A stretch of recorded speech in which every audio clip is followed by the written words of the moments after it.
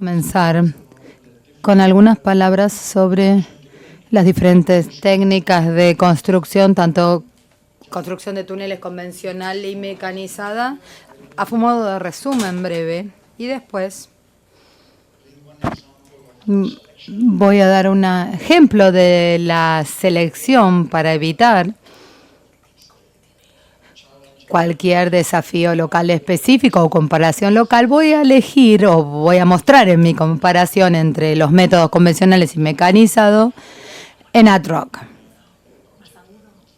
en un proyecto no muy lejos de acá, pero voy a elegir esto simplemente para darle un poco de elementos de la metodología y no entrar en los aspectos locales. Así que, además, tengo dos presentaciones más. Una que va a ser sobre la investigación geotécnica para la elección de la maquinaria a utilizar, y la tercera, que va a ser a la tarde, es para la gestión de riesgo. Por muchas razones, no son todas independientes, es decir, hay mucha interacción entre mis presentaciones, porque el riesgo, por supuesto, o la gestión de riesgo, la evaluación o mitigación de riesgos, es como la médula espinal del diseño o de la elección de maquinaria, diseño detallado y el seguimiento de la construcción. Por lo tanto, hay varias cosas que se unen o que se interrelacionan en ambas presentaciones.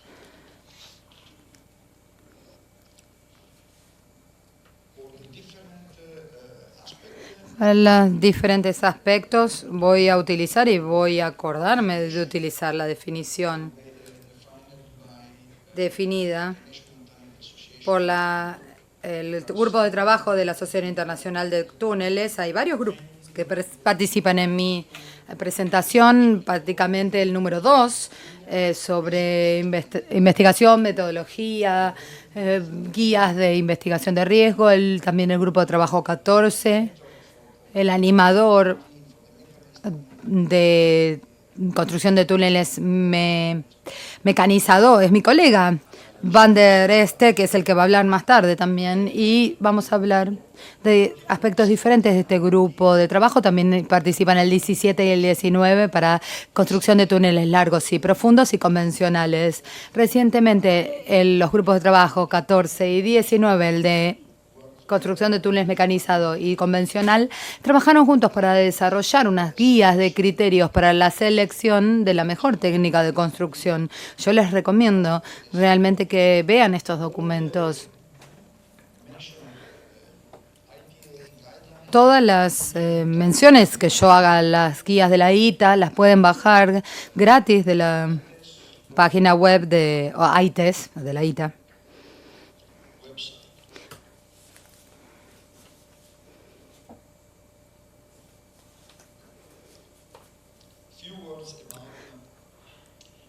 Algunas palabras sobre la construcción convencional de túneles.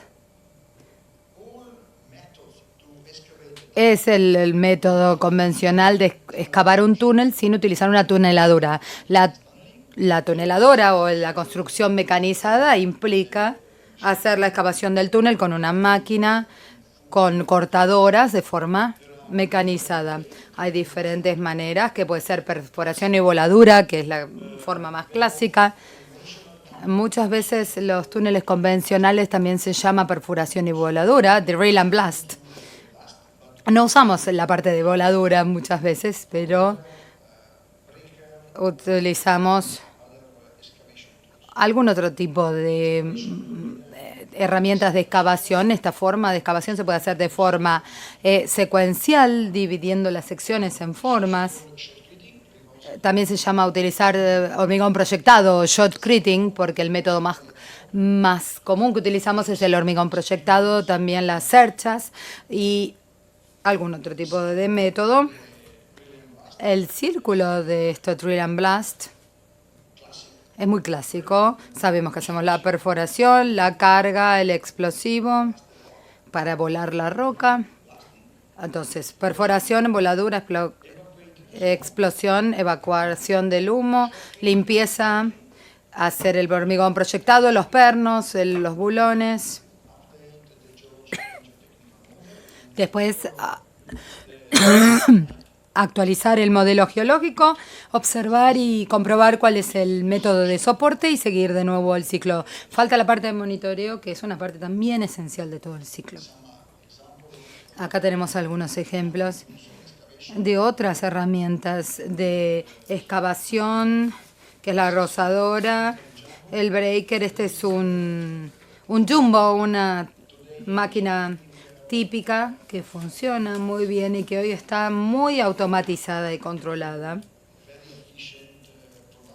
para lograr una producción muy eficiente y una calidad del perfil y el escalamiento. Esto es más sobre el tema de...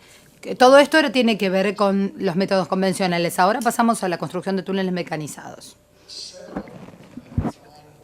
Incluye diferentes familias de máquinas o maquinaria con muchas combinaciones, y cada vez más podemos decir que tenemos la posibilidad de agregar flexibilidad a la construcción con este tipo de maquinaria, pero la flexibilidad, la potencial y la vanguardia la va a explicar mucho más Karin Blepper.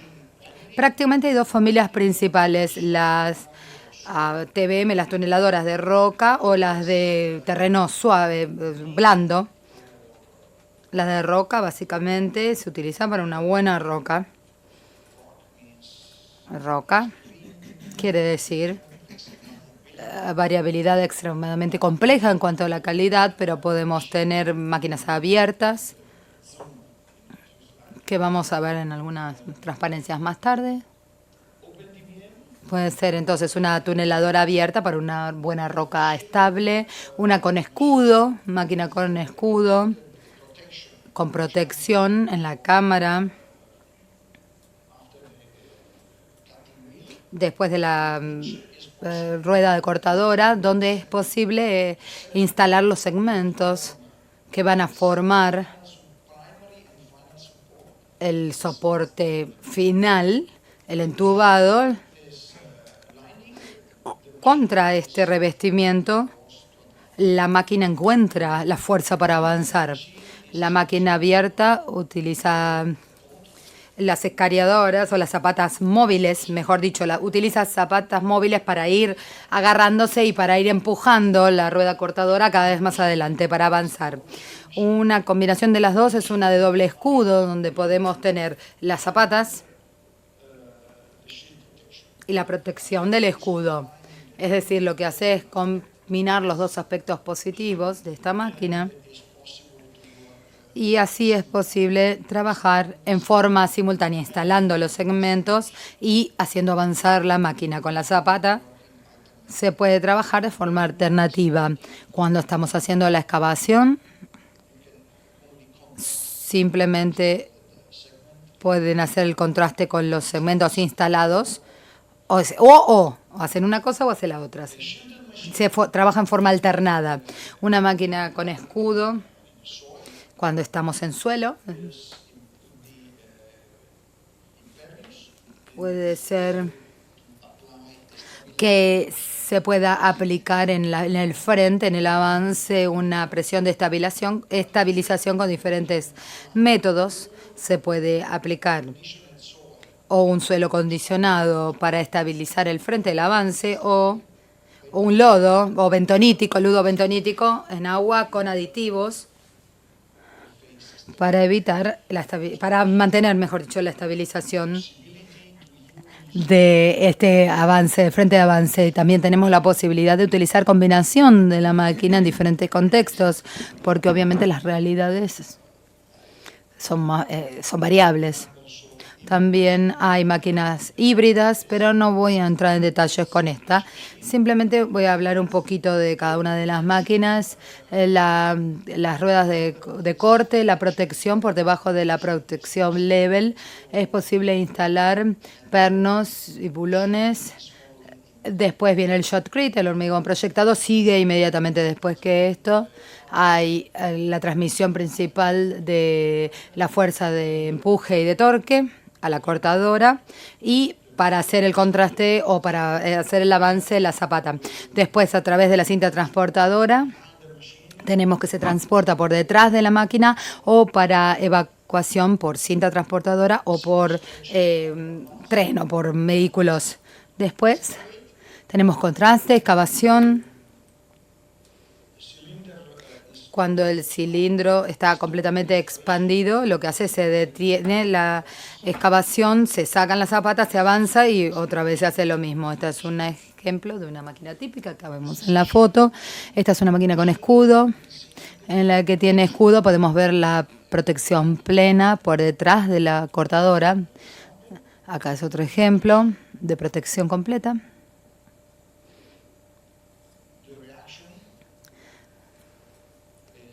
Da reacción contra el segmento que ya instalamos. Por supuesto,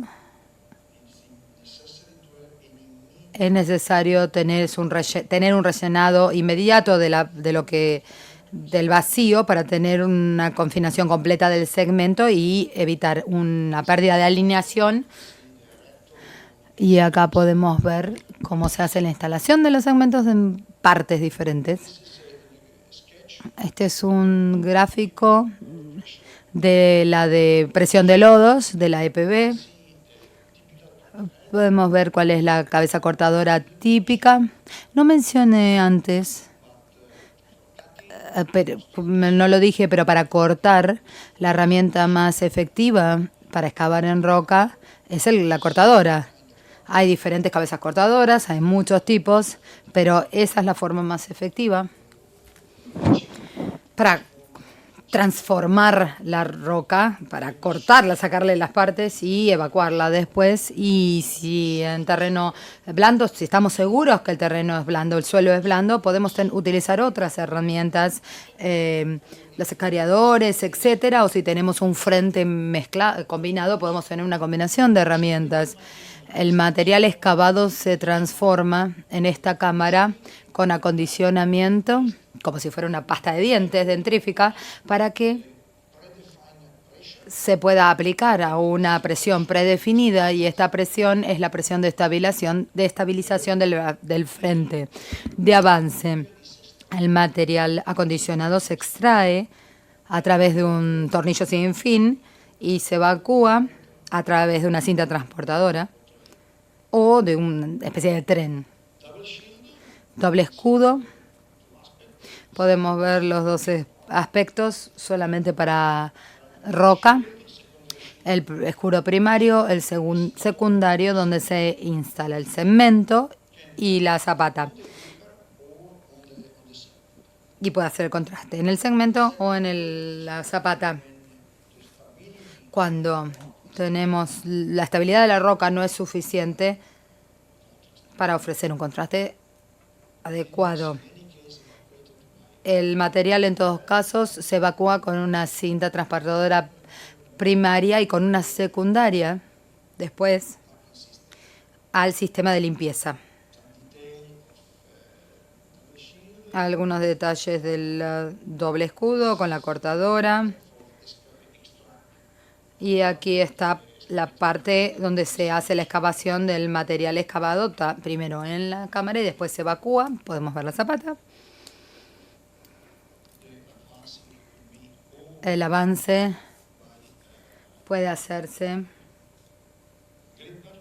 con este tipo de zapatas móviles, y estos son los pros y contras de las diferentes maquinarias. Por supuesto, si estamos en una buena roca, está bien utilizar esta forma de zapatas. El soporte que se utiliza es el típico que se utiliza en un túnel convencional. Si tenemos escudo o escudo doble, tenemos el segmento. Y en esta condición también podemos tener una roca más estable o menos estable. El rendimiento de la máquina de doble escudo en general es el más impresionante, porque allí es donde tenemos la combinación de los aspectos positivos. Vamos a ver el doble escudo con el reactor, con el lector y con la zapata. Si volvemos al esquema que teníamos antes, acá podemos ver algunos detalles más sobre La máquina de frente cerrado presurizado, este es el EPB, la máquina EPB que mencioné antes. Aquí estamos aplicando presión efectiva. Tenemos que, con este material acondicionado, tenemos que ofrecer la presión de estabilización contra la presión de la tierra. Y en general esto se conoce como la presión de arresto, con diferentes maneras de calcular, más la presión del agua también hay que tener en cuenta. Si hay cohesión, no se puede utilizar automáticamente toda la presión de agua si no utilizamos lotes para la cohesión de la presión de aplicación, la presión aplicada más la necesidad de excavación tiene que reaccionar contra el segmento. Este es el material excavado, pero puede ser más o menos denso dependiendo de la capacidad del acondicionamiento y de la capacidad del equipo de construcción y del diseño de este material acondicionante. Este es un arreglo típico de la aplicación de la EPB con diferentes niveles de acondicionamiento. Pero seguro que Van der va a hablar sobre este tema. Acá tenemos una máquina típica de losas donde tenemos la bomba o la inyección del lodo bentonítico fresco para compensar la variabilidad del avance del frente, y luego el material excavado ex mixto y se evacúa a través de otro conducto, de otro tubo que está haciendo la limpieza de la bentonita utilizada y del material excavado. Acá podemos ver un gráfico con los dos tubos en la línea de alimentación y luego el lodo cargado con el material excavado que va a una planta de separación. Acá es un ejemplo de una planta de separación. Después tenemos la selección del tipo de máquina depende de muchas cosas. En primer lugar, el contexto geotécnico, la necesidad del control del asentamiento, la máquina de lodos puede tener diferentes herramientas porque esta máquina de PB tiene que poder cortar y destruir todos los pedazos de roca, los peñascos o la roca grande que se encuentran en el frente.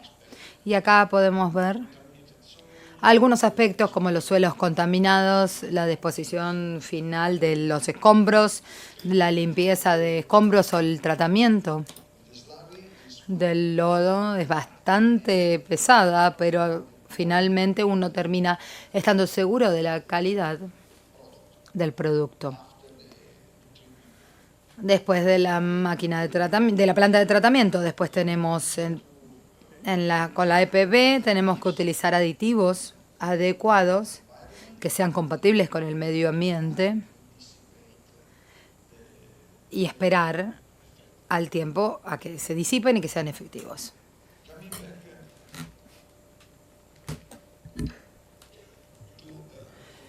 Volviendo a lo convencional, porque el título de mi presentación tiene que ver justamente con la comparación de ambos métodos. Convencional, en todo caso, es necesario en muchos contextos. Y todavía, en la actualidad, podemos decir que hay buenas razones para que se siga utilizando. Primero, su bajo costo de inversión. Esto es un hecho, y la capacidad de poder manejar distintos perfiles de excavación, porque en realidad no podemos solamente considerar el túnel de frente a fin, si estamos pensando, por ejemplo, en el ejemplo de Maldonado. Bueno, la sección por lo general o el tramo es el mismo. Entonces, existe una situación ideal para tunelización mecanizada, pero ¿qué pasa con el subte? Tenemos las cámaras, tenemos los switches, tenemos la caverna, y no siempre resulta conveniente en términos de efectividad, porque si hablamos de las características geotécnicas, la estabilidad, condiciones por ejemplo, el Metro de Santiago es un contexto excelente, en donde la flexibilidad justamente, la flexibilidad y la efectividad de los costos en el método convencional sigue siendo un gran punto de consideración.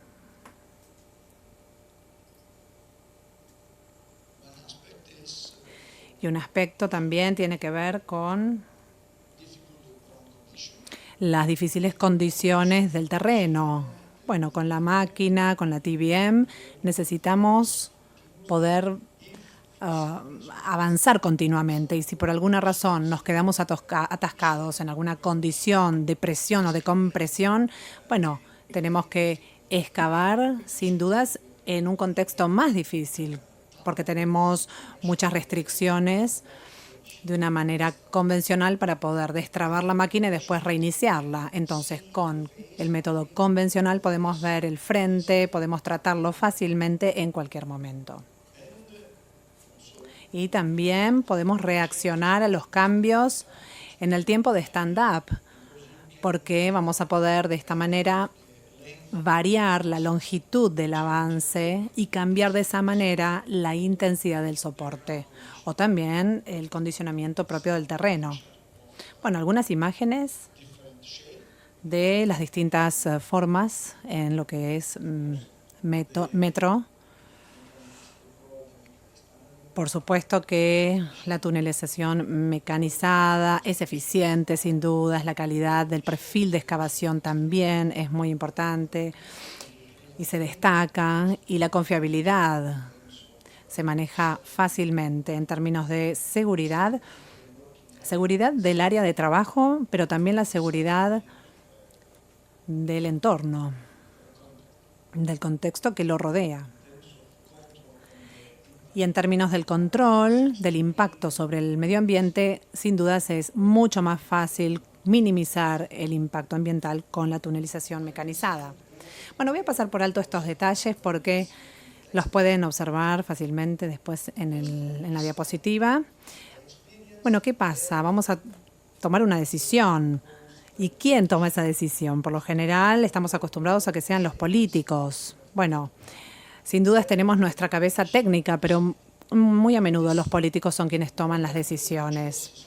Y ahí es, bueno, si la elección fue la correcta, estaría todo bien, ¿no es cierto? Pero otras veces la decisión está del lado del dueño, con el diseñador, el fabricante, y cada vez más también vemos una interacción positiva de los distintos actores de este juego. Si pensamos un poquito en el grupo de trabajo, en el reporte 14 y 19, ahí se describe correctamente los mecanismos, los pro y los contra, y este tipo de interacción en los distintos actores. Bueno, en áreas urbanas prácticamente lo que más se utiliza es el método mecanizado por las razones que estuvimos describiendo. Por lo general son túneles largos y hay límites ambientales, ciertas barreras que tenemos que poder controlar correctamente. Y gracias a este método, bueno, tenemos también la posibilidad de limitar el impacto ambiental. En áreas montañosas, bueno, principalmente se ha utilizado el método convencional, pero estamos viendo cada vez más excelentes resultados con el método integrado, una combinación de ambos. Y para mostrar un gran proyecto, bueno, el COTAR, en donde la tunelización mecanizada fue muy importante, un proyecto que cruza desde Lyon a Turín, y vemos que se utilizó la TBM solamente en la roca buena. Y ahora, por decisión del cliente, una decisión positiva, diríamos, hay un tramo de 10 metros aproximadamente, de 104 metros aproximadamente, que es un tramo que ya está siendo mecanizado. Este método es extremadamente positivo, porque si resulta exitoso, también va a permitir un aumento en la eficiencia del trabajo, la confiabilidad, también de este vínculo tan importante entre Italia y Francia. Otra situación híbrida en donde tenemos el túnel construido con la TBM, con la unión y la caverna, el bypass y la estación con tunelización convencional. Aquí la combinación. Bueno, es la recomendación en realidad que yo por lo general hago. ¿Y cómo tomar la decisión? El concepto de tomar las decisiones en base a la reducción del riesgo o la gestión del riesgo, que sería justamente lo que les recomiendo. Y después vamos a hablar un poquito sobre justamente esta metodología y las decisiones en torno a esto.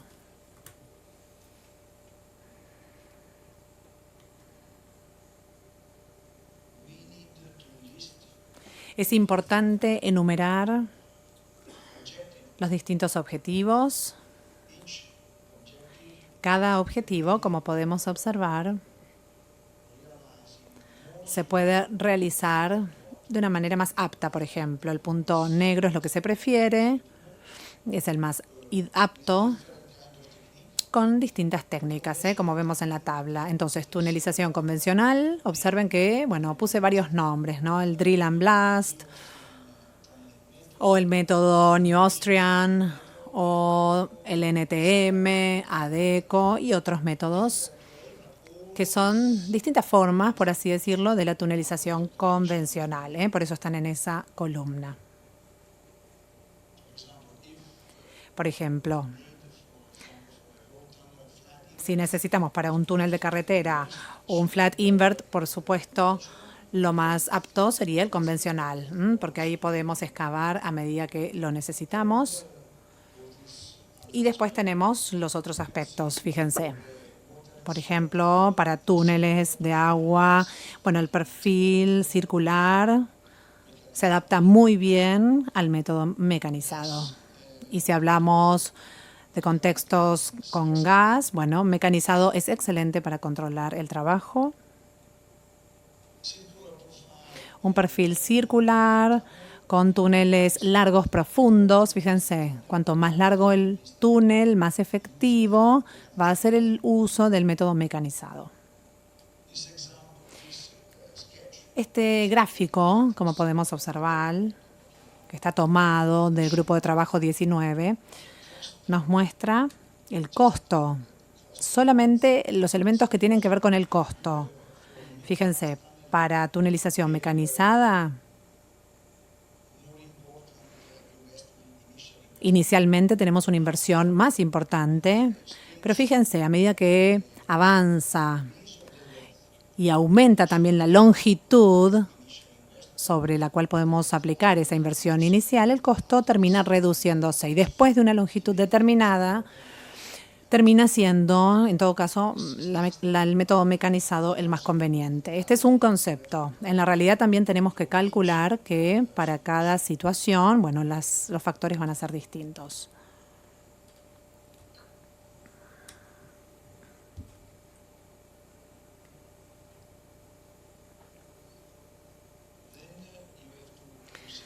También es importante considerar lo que tiene que ver con los factores geotécnicos, dependiendo de la geología, el tipo de roca.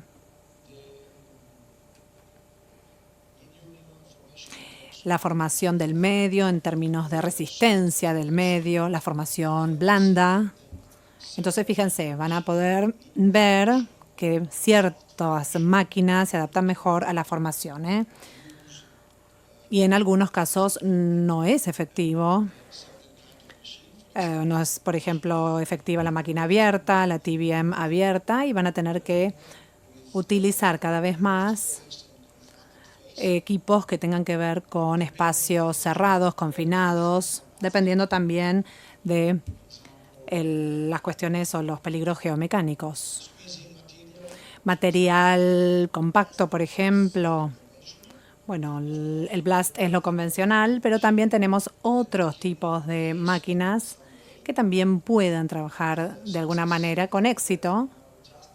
Pero bueno, también tenemos que tener en cuenta el equipo especial que existe para cada contexto, o para entornos donde hay hinchazón de terreno, o gas, terrenos con gas. Bueno, también vamos a tener otro tipo de equipamiento, condiciones con agua. Si tenemos máquinas abiertas, bueno, tenemos un gran caudal de agua, sabemos que en ese caso no son tan efectivas.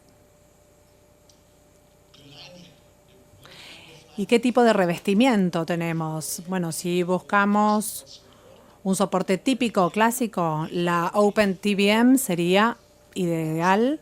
Y si pensamos en una intubación por tramo, tenemos que pensar en otras máquinas. Otro aspecto que tenemos que tener en cuenta es la logística, el espacio para la logística. Por lo general, las máquinas requieren más espacio, y más espacio para los equipos. Son bastante extensas, hasta cientos de metros. Y la flexibilidad de las tuneladoras convencionales, bueno, tenemos que tener en cuenta que son también más compactas, más pequeñas. Y si tenemos algún tipo de limitación para las mecanizadas, podemos buscar las soluciones, pero recuerden que el espacio es un condicionante para la efectividad propia del costo inicial por un lado y la efectividad propiamente dicha del trabajo. Para profundizar un poquito en este aspecto, después, cuando hablemos sobre gestión de riesgo, voy a volver a mostrarles aquí un ejemplo de la gestión de riesgos realizada o la evaluación de riesgos realizada para el proyecto de Maldonado. Si hablamos un poquito de las cuestiones de seguridad, bueno, la tunelización mecanizada trabaja en una condición mucho más segura para el trabajo. Y el segmento ofrece también un soporte más confiable. Las dovelas son más confiables como soporte temporario y reduce profundamente el riesgo de desestabilidades durante el trabajo. Por ejemplo, aquí en los Andes, bueno, sabemos, ¿no es cierto?, que tenemos un gran riesgo en la roca. Por supuesto que también vamos a necesitar menos trabajadores, menos operadores, pero ellos deben tener la capacitación necesaria, apropiada. Y también no solamente necesitamos la ventilación normal, quizás menos ventilación porque en realidad no tenemos motores diésel y el blast para evacuar el humo y demás, pero sí vamos a necesitar enfriar y aclimatar el ambiente, porque las máquinas también trabajan con varios megavatios de corriente, de potencia para transformar el calor y vamos a tener que poder acondicionar correctamente el lugar. En cuanto a la tunelización convencional, sabemos que tenemos más riesgos. Los trabajadores están expuestos al efecto de desestabilización. Tenemos un problema también con el aire, la calidad del aire y la ventilación. Si el soporte es inadecuado, por supuesto, ahí también vamos a tener otros riesgos. Vamos a necesitar más personal, más operadores, hay riesgo de accidente y la logística también es más pesada porque en el túnel convencional es quizás no tan industrializada ni protegida como en la mecanizada. Tenemos un riesgo de una ejecución de voladura inapropiada. En cuanto a los criterios ambientales, también tenemos, bueno, una lista larga, pero voy a pasar por alto aspectos bastante obvios y me gustaría saltar directamente a cómo manejamos justamente todos estos ítems del modo correcto. Bueno, este es una matriz de riesgo. Fíjense el riesgo como resultado de la probabilidad. Y luego tenemos un evento determinado que se produce que multiplica el impacto y las consecuencias obviamente se ven a la vista. Bueno, abajo vemos el ejemplo tomado de las guías de la ITA que cuantifica justamente a partir de la posición. Si la posición o el riesgo es alto, se considera inaceptable. Cada vez que vamos bajando, fíjense, cambia. Por lo tanto, tenemos que poder mitigar ese riesgo inicial o vamos a tener que reducir el impacto con algún tipo de acción o vamos a tener que reducir la probabilidad o ambos factores para poder disminuir ese riesgo inicial a un riesgo aceptable. Este es el ejemplo típico de la ITA que también cuantifica el impacto y las clases de la probabilidad para facilitar y estandarizar la cuantificación del riesgo. Bueno, esto es caso por caso, ¿no es cierto? Un área aceptable y no aceptable podría extenderse. Hay, digamos, flexibilidad. Sabemos que hay fatalidades que puede que no se acepten del todo, accidentes fatales que no se acepten, entonces tenemos que tenerlo en cuenta. Si la probabilidad es muy baja, puede acercarse a cero o a prácticamente imposible.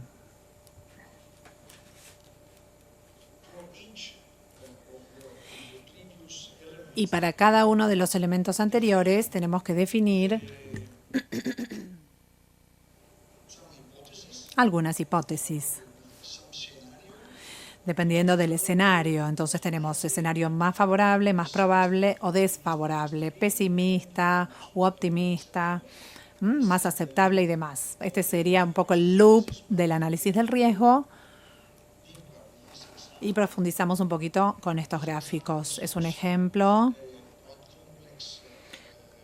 con una matriz bastante compleja, en una formación geológica volcánica muy compleja, con material con desgaste, distintos niveles de agua. Y fíjense, abajo tenemos el gráfico de distribución de calidad de la roca.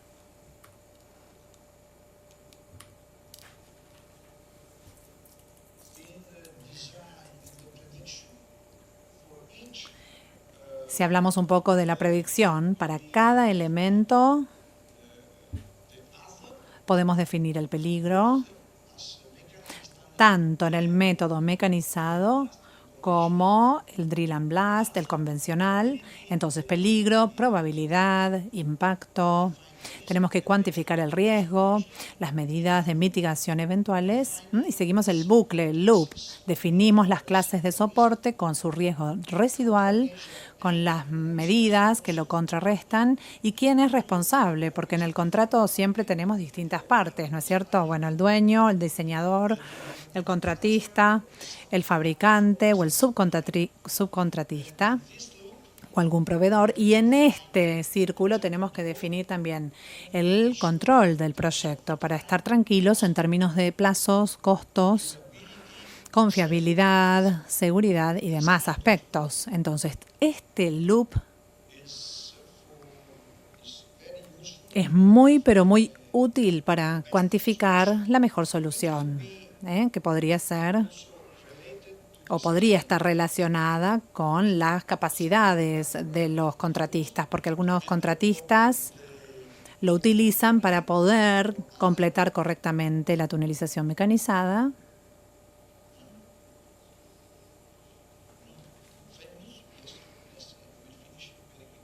Sí, ya estoy por terminar, Entonces, aquí lo podemos observar en esta tabla, la lista de peligros,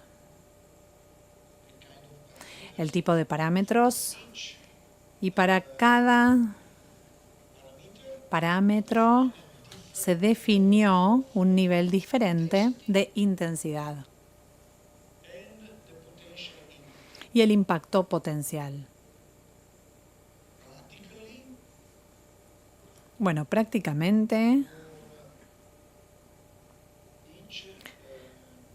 vemos que para cada riesgo y cada peligro se define una medida que lo contrarreste. Por ejemplo, por cada intensidad del peligro podemos asociar una clase de soporte. Y esta es la descripción de ese tipo de soporte que podemos definir para el método convencional, y lo mismo podemos hacer para la tunelización mecanizada, distintos tipos de soportes. Y para cada tipo de máquina, puede ser con escudo, doble escudo, bueno, abiertas, etcétera. Fíjense aquí, para cada peligro, el nivel de probabilidad, el impacto, los resultados en términos de riesgo, el color amarillo, verde y rojo indica el nivel de aceptabilidad, tanto para drill and blast, perforación y voladura, como para la TBM. En este caso, por ejemplo, y de esta manera, fíjense que cada peligro se cuantifica apropiadamente, cada riesgo se evalúa correctamente. Y en este caso, en la primera ronda, sin ninguna medida de mitigación, tenemos los resultados. Fíjense, probabilidad, impacto, y tenemos un alto riesgo para convencional comparado con mecanizado. Fíjense, en este caso, para lo que es, voladura de roca y demás. Y luego la medida o medición de mitigación, tanto para los métodos convencionales como mecanizado. Mecanizado aquí, repito, está todo junto, pero recuerden que tenemos distintos tipos de máquinas para mecanizado y cada máquina a su vez incluye un equipo o equipamiento diferente que hay que definir en cada ejemplo. Esto es un resumen en la tabla, pero vemos una larga lista en donde, hay algunas medidas que pueden tomarse y son comunes para ambos métodos con distinta intensidad. Por ejemplo, el enfriamiento para la ventilación. Otras son para un método o para el otro. Y aquí tenemos la clasificación del soporte, que está vinculado a la RMR, a la clasificación de la roca, el peligro aceptable en algunos casos, otros no aceptables,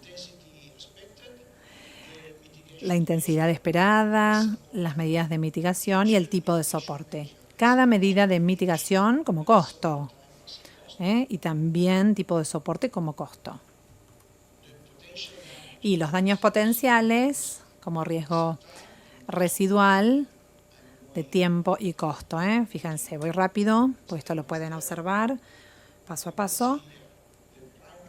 Y acá podemos ver el riesgo primario. Cada riesgo es una posición de ahí, tanto para método convencional como para tunelización mecanizada. Y aquí, hasta un cierto punto, hasta una extensión determinada. Este es el riesgo primario y este es el residual para convencional y para TBM. Este riesgo, por ejemplo, asociado a la medida que se tome, fíjense que lo terminan poniendo más abajo, a nivel aceptable. Entonces, al final de ese proceso, por ejemplo, para convencional, ya no tenemos riesgos en niveles inaceptables y solamente nos quedan algunos pocos ahí, en una, zona arriesgada. Con la TBM empezamos mejor, fíjense, en términos de posición, y luego de la mitigación de los riesgos, pueden observar en la descripción de la mitigación que nos estaríamos moviendo, en un campo bastante aceptable. Por lo tanto, el riesgo primario inicial termina disminuyendo, en todas estas medidas de mitigación o a través de estas medidas de mitigación. con esta situación. Entonces, una mejora en convencional y un mejor resultado todavía en la TBM, como metodología de trabajo, para el ejemplo mecanizado de las condiciones de la roca y de la voladura de roca. Entonces, si vemos un poquito las medidas, la excavación, y acá no está escrito, pero también en términos contractuales, como dijimos antes, ¿quién se encarga del impacto en términos de tiempo y costo del riesgo residual? Y aquí lo comparamos en términos de tiempo y costo como último punto. Para cada tipo de sección, fíjense que tenemos un valor mínimo de velocidad de avance y un máximo también para las distintas condiciones, un mínimo y un máximo. Y lo mismo en términos de predicción de la producción. Con la TBM, cada configuración con su tabla. Y al final, fíjense, con este tipo de distribución vamos a poder asociar el costo unitario para ambas situaciones también. Vamos a considerar los accidentes porque también podríamos, decir que hay algunos eventos esperados, accidentes, por ejemplo, encontrarnos con algún tipo de pliegue o algún tipo de característica o propiedad de la roca o un dique, dependiendo del contexto. Bueno, esperamos entonces una probabilidad de ocurrencia, la medida que se tome y el impacto potencial en términos de tiempo y costo. Y aquí tenemos un ejemplo del riesgo. Fíjense, inestabilidad de la faz de la cara y del frente o del contorno. Entonces, consideramos todas estas variabilidades en los parámetros y, en definitiva, tenemos también la posibilidad de simular la planificación teórica, los eventos, y por cada planificación teórica vamos a poder tener un costo y un tiempo final que lo podremos trazar en este gráfico. Fíjense, tiempo y costo. Entonces podemos ver la predicción de la incertidumbre de la tunelización mecanizada. En este caso está bastante cerca. Y también en este caso es mucho más rápida. 12 meses para la provisión de la TBM y los trabajos de preparación. Pero es un poquito más costoso en este caso, este método, un poco nada más. Quizás un 40%. Por otro lado, fíjense, tenemos mayor dispersión en el dibujo. Si todos los parámetros se consideran de manera optimista, más probable y pesimista, pero esta distribución está, digamos, en el mismo costo que al comienzo. Entonces, si nosotros, por este tiempo adicional, incorporamos algún tipo de inflación o aumento del costo, vamos a ver que la comparación final del costo va a ser más o menos similar. Solamente el costo de construcción. Por supuesto que algunos años más tarde, con este tipo de incerteza, podríamos ver algún otro tipo de impacto o problema. Estoy haciendo una comparación para ver un poquito dos tipos de construcción distintos, mecanizado y convencional, para que podamos ver que dentro de cada método, obviamente hay un mundo en sí mismo, pero para ver la comparación de las metodologías. Muchísimas gracias por su atención.